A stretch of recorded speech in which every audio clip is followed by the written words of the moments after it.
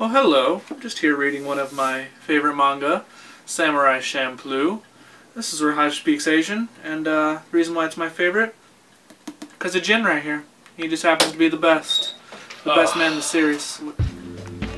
I just had a chiropractor. What are you doing? Telling him how Samurai Champloo, Jin is the best. Jin? No, hell no, dude. It's Mugen. Jin? Mugen? Jin? Mugen? Yeah, sharp like an edge of a samurai sword, the mental blade cut through flesh and bone. No my mind at peace, the word out. Today, like Gantz said, we're doing Samurai Champloo. Another series, 26 episodes like Gantz, but this one's way not as fuck with your head as much. Not really. It's more of a, I wouldn't say linear storyline, because there's like 3 episodes in which the storyline actually actually tells you about the storyline, but and then there's like 2 episodes that have absolutely nothing to do with the storyline. Right. Storyline is the 3 main characters. Oh, I gotta find one with all 3 of them on it. Yep, that one.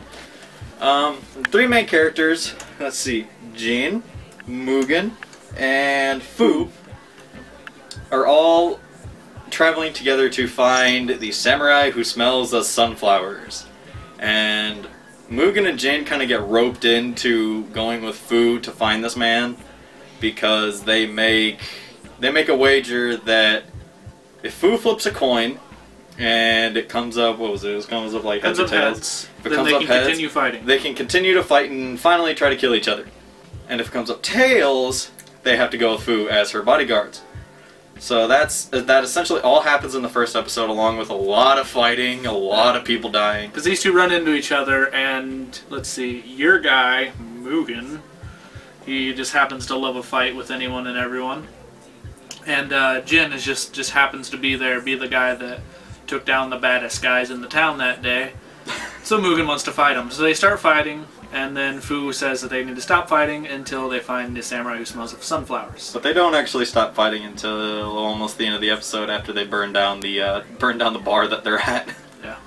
Now the reason that Jin and Mugen fight so much is because Jin. Tell him about Jin, like his stuff. Jin is was a samurai who has a weird backstory. He kind of is like a wandering samurai now. Was a Ronin, are they called now? Well, technically this takes place way after that whole period, so he's just a swordsman who lives the samurai lifestyle. Right. Well, a lot of stuff happens in his background, and he just kind of wanders through places and does things for money, pretty much. And he doesn't really like to fight, but he fights when he has to. And Mugen... He has a very... Well, Jin, yeah. Finishing up Jin. Jin has a very upholding stance of honor, and, well, I've practiced my sword style for years, and this is how it is. So he's a great swordsman because of his sword style and how he practices. Mugen, on the other hand, is from the island of Ryukyu, which back then was the name for Okinawa. He's actually a pirate. He's a fugitive, and he's not from Japan, obviously. He uses, his fighting style is kind of like a bastardized mix-mash Champloo, if you will, which means mix, of capoeira and really, really, really sketchy samurai fighting, sword fighting. So the 2 of them together, I think just because, one, Jin is such a good fighter because of his school, his essentially dojo style of sword fighting, and Mugen with his unpredictableness, they can't best each other because they're 2 completely different styles. Jin can never read Mugen, and Mugen just can't seem to get past Jin. And that's what's frustrating to each other. It's why they're fighting throughout the whole series. Yeah. Even though they're not supposed to. Yeah. Fu can't really keep them in line. And speaking of Fu's 15, which is kind of creepy.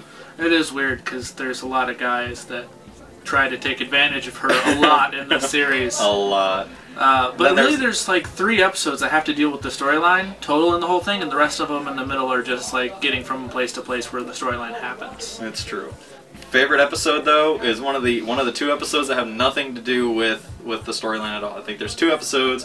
One of them is with the zombies. The zombies and the meteor thing. Yeah. That was really odd. But the best episode of the entire series was the baseball episode. The baseball episode. Yeah. because they get roped into playing baseball to get out of a debt they had for trying to run from stealing food. Because that's what they do for throughout most of the series, is that they just steal food and try to make money.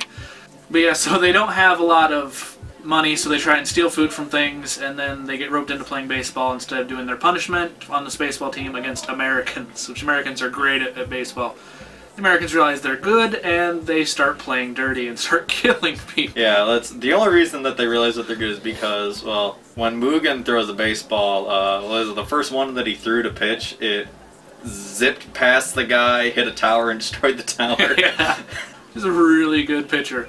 And then so they start playing dirty and they start hitting things with baseballs, punching them with the baseballs, and then the people just start dying on the Japanese team. And the best part about them dying is that when they die, it shows them for a little while, and then you hear a ding, and there's a picture of them. It just goes to black and white. It's probably like the best, one of the best episodes. It's so funny. Some of the enemies, like they end up getting a lot of rivalries in the series.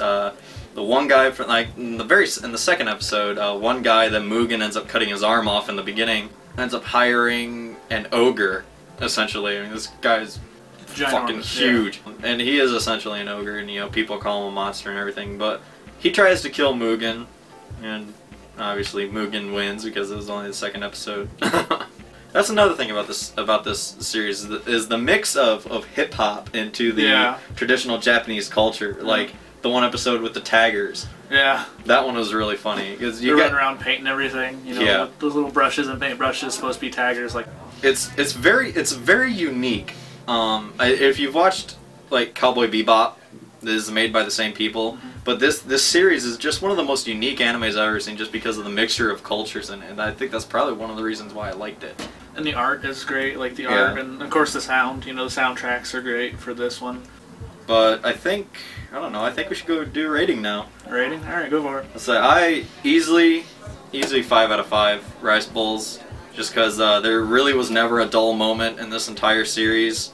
The action was great, the comedy was great, the cultural mixtures was even great. I mean, even the hip hop, and I'm not a big hip hop fan, but I liked it because it just worked. I would also give it a 5 because it's from the same guy who did Cowboy Bebop. That is my favorite anime of all time. I loved Cowboy Bebop, and anything that guy touches is great. So this has the same style as Cowboy Bebop, the same sort of feel to it, and I'd watched all the episodes a while back, and they were all great. So 5 out of 5. Jin's still better, though. No, Mugen. But Jin, come on, man. Told him Mugen. Oh, that's right, you're immune to that. Now I'm going to have to go to the chiropractor. You want me to give you his number? Yeah. Okay. I gotta find it. In the name of the samurai, some fight, some bleed, some up, some down, Alright, I could do another Dragon Dynasty. I've easily got enough of them, but I don't really feel like doing an actual like live action movie again. Again with the Gundam, I'm just gonna wait for that. It's way too much. Just saw this.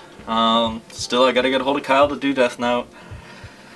A bunch of these are just random odds and ends I don't really feel like doing yet. Well, I guess next week I'll do Aeon Flux, the actual, not the movie, the series.